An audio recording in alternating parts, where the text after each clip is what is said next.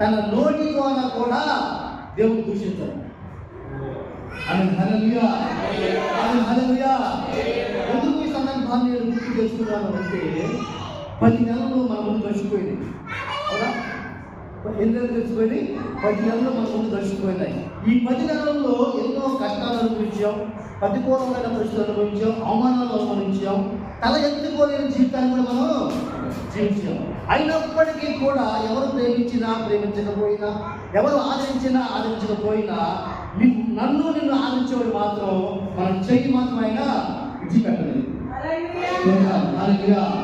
ఆయన మనం ప్రేమిస్తూనే ఉన్నాడు, మనల్ని ఆదరిస్తూనే ఉన్నాడు. కనుక సంగమా ఈ ఉదయకాల సమయంలో మనం దేవుడిని ఎందుకు ఆరాధించాలి అంటే, మన శత్రువుల చేతుల నుంచి మనల్ని విడిపించిన విధానాన్ని బట్టి మనం ఏం చేయాలంట?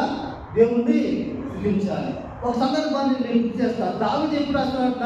తన శత్రువైన సౌలు చేతిలో నుంచి విడిపించాడు. సౌలు గారికి దయ్యం పట్టింది, దురాత్మ పట్టింది.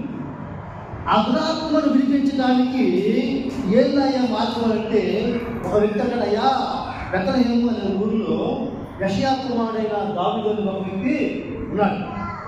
ఆ వ్యక్తి చమత్కారంగా వాయిద్యాన్ని సితారం వాయించగలడు. ఆ వ్యక్తి సితారం వాయిస్తే ఎలాంటి దురాత్మైన, ఎలాంటి దయ్యమైనా సరే విడిచిపెట్టి వెళ్ళిపోయిందయ్యా అంటే వెంటనే పిలిపిమన్నారు. పిలిపించగానే దావీదు గారు వచ్చాడు, సితారం వాయించాడు, దురాత్మ వెళ్ళిపోయింది. ఆ కృతజ్ఞత కలిగిన సౌలు ఏం చేయాలా?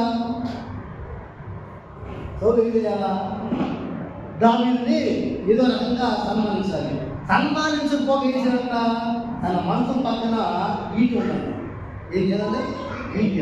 ఆ ఈటి తీసుకొని దావీదును చంపుదామని ఈటంట వేసాడు, విసిరేసాడు. దావీదు అంటారంట, మరణానికి నాకు ఒక్క అడుగు మాత్రమే. అంటారంట, ఒక్క అడుగే. ఇంటికి వాసన అంటారు కదా మనలు, ఎంట్రిక వాసులో మనం ఒకవేళ ఆ ఈటే కనుక దావీదు గారిని గుచ్చుకొని ఉంటే, ఏమండి, ఒకవేళ ఆ ఈటే కనుక దావీదు గారిని గుచ్చుకుంటే తెలియపోయేవాడు. అలాంటి సందర్భాన్ని జ్ఞాపకం చేసుకుంటూ దావీదు గారు ఈ కీర్తన అలాంటి మనాపాయ స్థితిలో నుంచి కూడా దేవా నన్ను కాపాడేవాడు. అందును బట్టి నేను